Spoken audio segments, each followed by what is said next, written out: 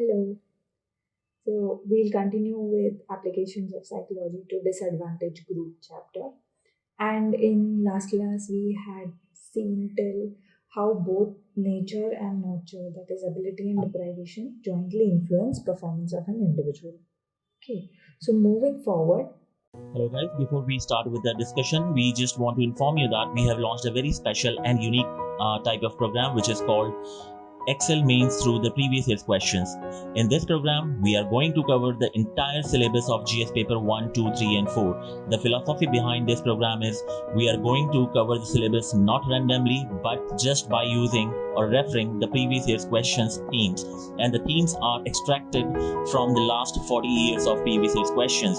There will be a live discussion, there will be a answer writing with the mentors, and the second program is the intense answer writing program which is called Samachar Vani Plus, in which there will be a weekly classes on 10 topics which are extremely important from the UPSC mains and prelims point of view. There will be an answer writing, there will be a questions given after each and every class based on those 10 topics. So even if you are a beginner, this is a good opportunity for you to begin with the answer writing. For any further queries or if you wish to talk with a mentor, if you have any doubts, please drop us a message on the number given below. Thank you. Now the topic is consequences of deprivation. So there are two types of consequences. One is visible consequences and the second is invisible consequences. So visible consequences are those which are overtly seen. Like even if there is no objective assessment of that deprivation, it is overtly seen. So and further it can be categorized as physical consequences, social consequences, economic consequences. Okay, the invisible consequences, they are not overtly seen. Okay, they are reflected in behavior, but unless we objectively measure them, we will not be able to establish that okay, there are underlying consequences as well, but we will not be aware of them. Okay, so इसमें psychological consequences आता है. Physical consequences mean there's a dearth of research which establishes a correlation between nutrition intake and socioeconomic status. Okay, so these studies conclude that nutrition intake is a function of socioeconomic status. So Mishra and Mohanty had established a relationship between poor nutrition, stunted growth, which in turn affects cognitive functioning, leading to poor health. Okay, we can make a flow chart of this consequences. Then Gupta had established in his study, he had taken two groups, one slum children and the one who were living in a slight urban area. Okay, and he found out that there were low growth standards for the of slum children, like their average growth in height or their weight average, so it was lower compared to those living in urban areas. Datta Banik, he did a longitudinal study and he studied neonates right from when they were born to 14 years of age, and he found out that height and weight, that is the physical parameters, were positively correlated to socioeconomic status.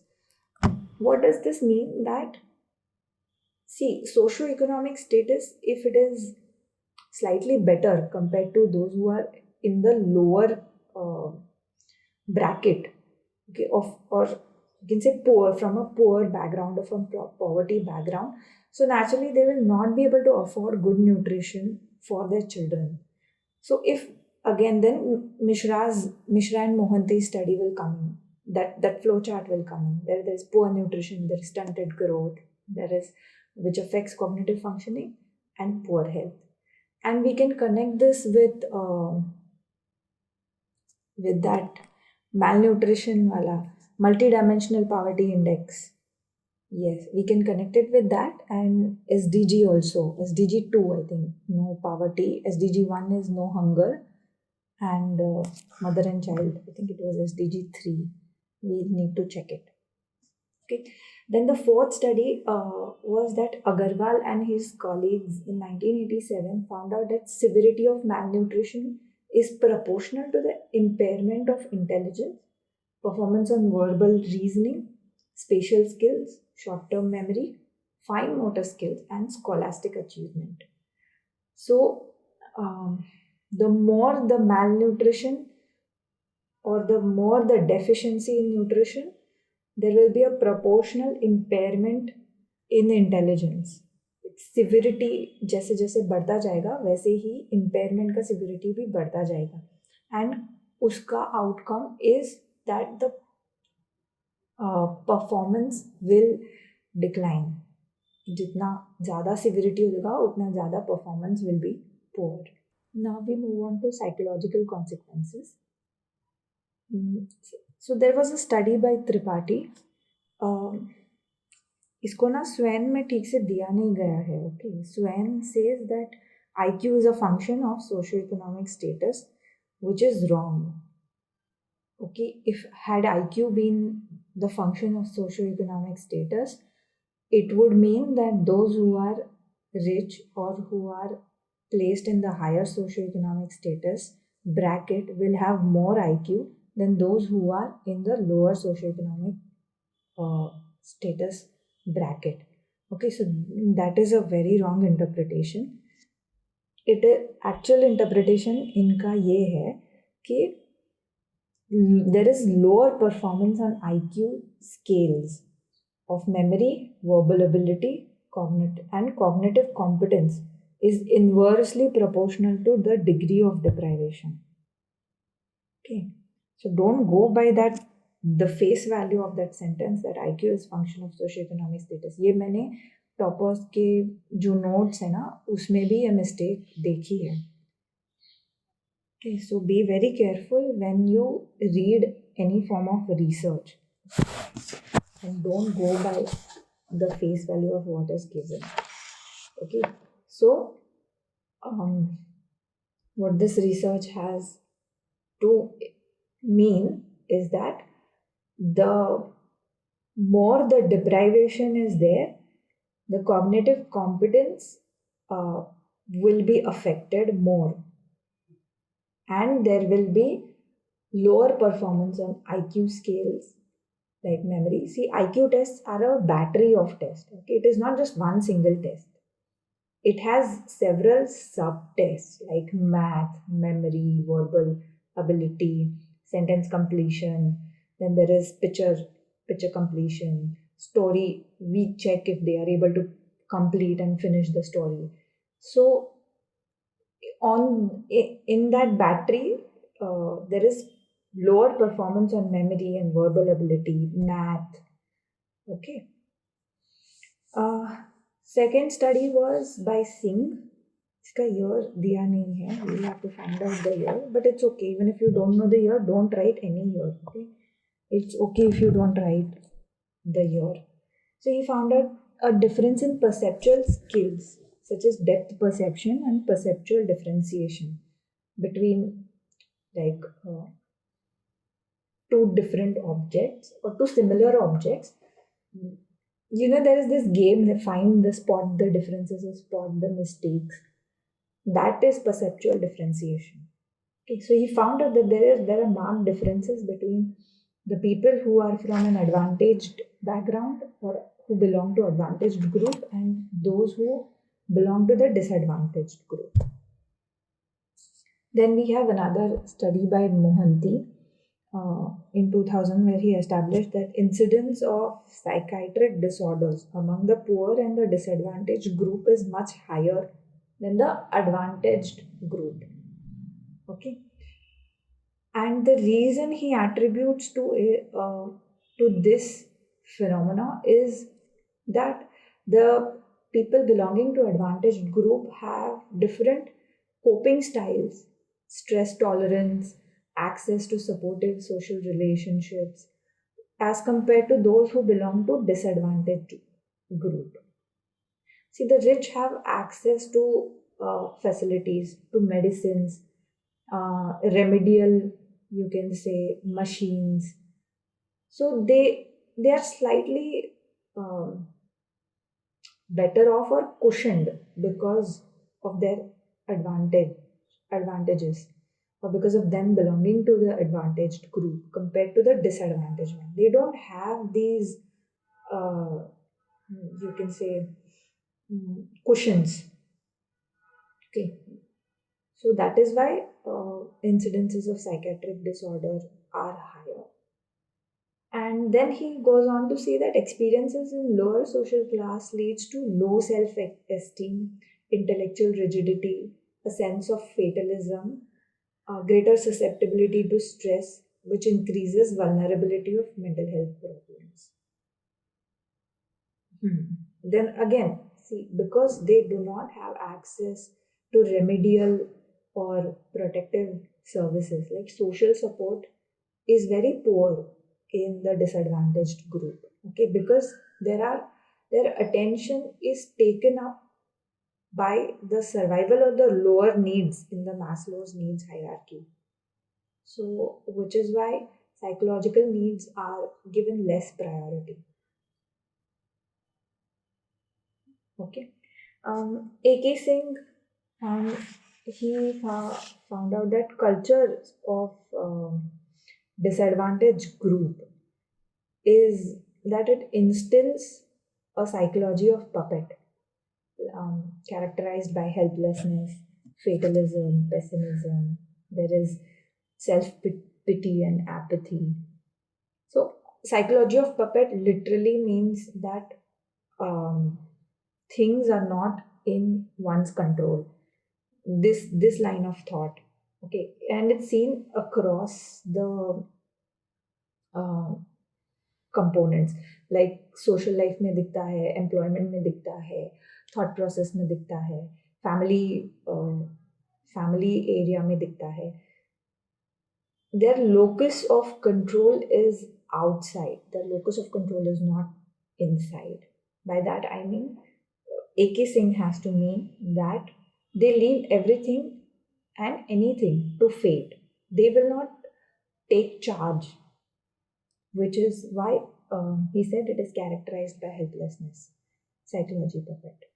Hello guys, before we start with the discussion, we just want to inform you that we have launched a very special and unique type of program which is called Excel Mains through the previous year's questions. In this program, we are going to cover the entire syllabus of GS paper 1, 2, 3 and 4. The philosophy behind this program is we are going to cover the syllabus not randomly but just by using or referring the previous year's questions themes. And the themes are extracted from the last 40 years of previous year's questions. There will be a live discussion, there will be a answer writing with the mentors, and the second program is the intense answer writing program, which is called Samachar Vani Plus, in which there will be a weekly classes on 10 topics which are extremely important from the UPSC mains and prelims point of view. There will be an answer writing, there will be a questions given after each and every class based on those 10 topics. So even if you are a beginner, this is a good opportunity for you to begin with the answer writing.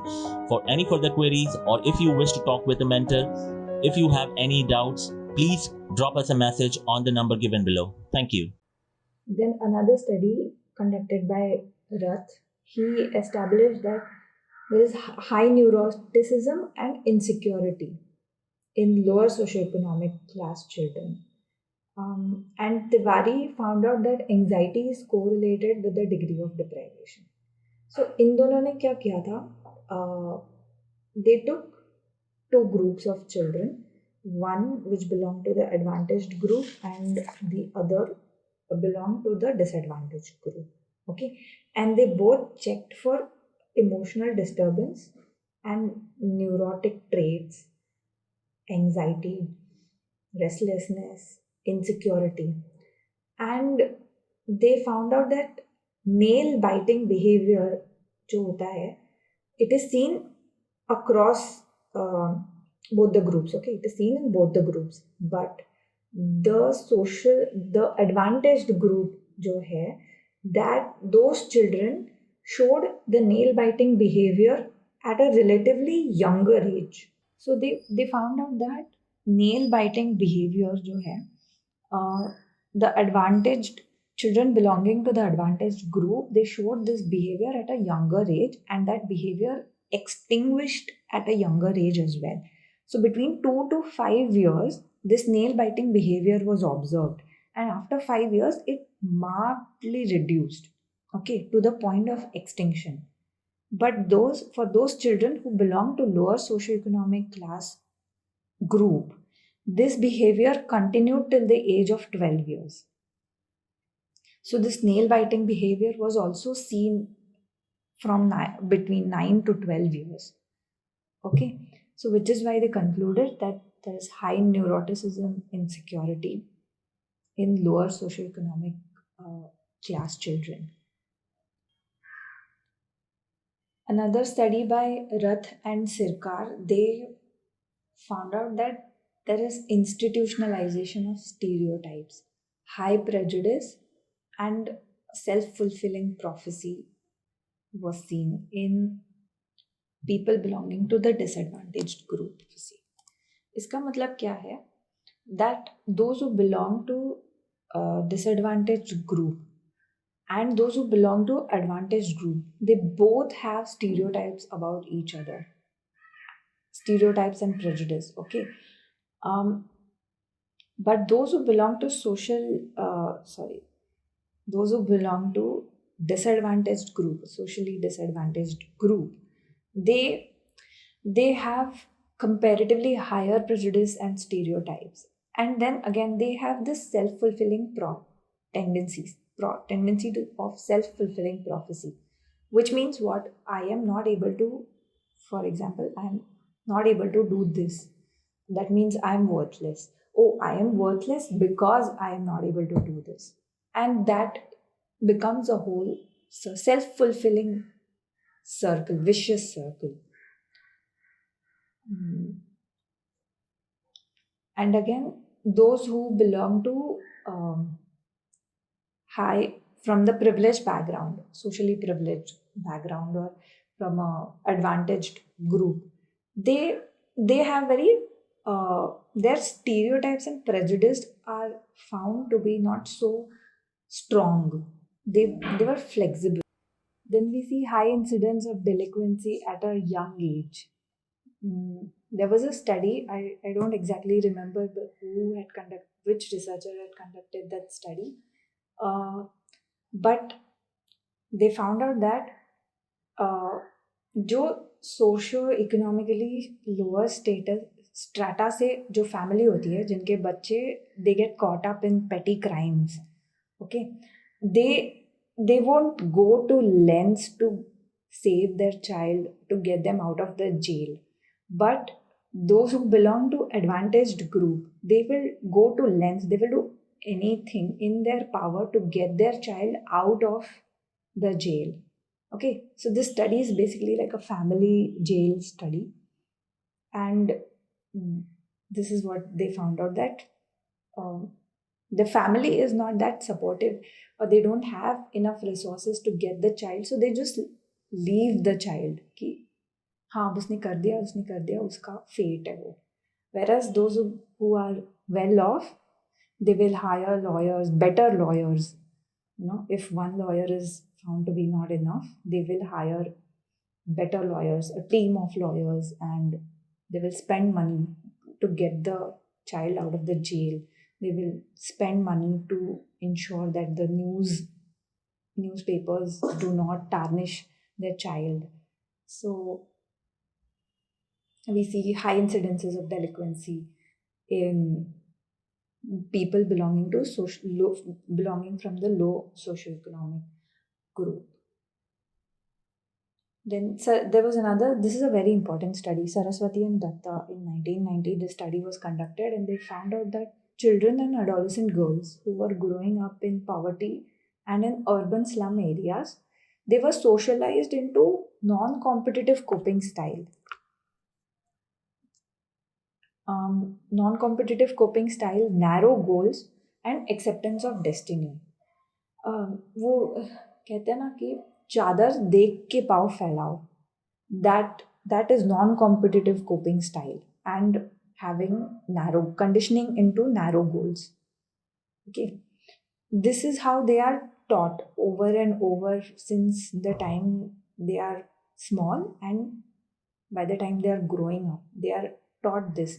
So once they are taught this, they move in that direction only because of this thought process, or they'll be content with small achievements, and they will accept things. If things don't go their way, they will accept it as destiny or fate, and that is how they will be happy in their small circle.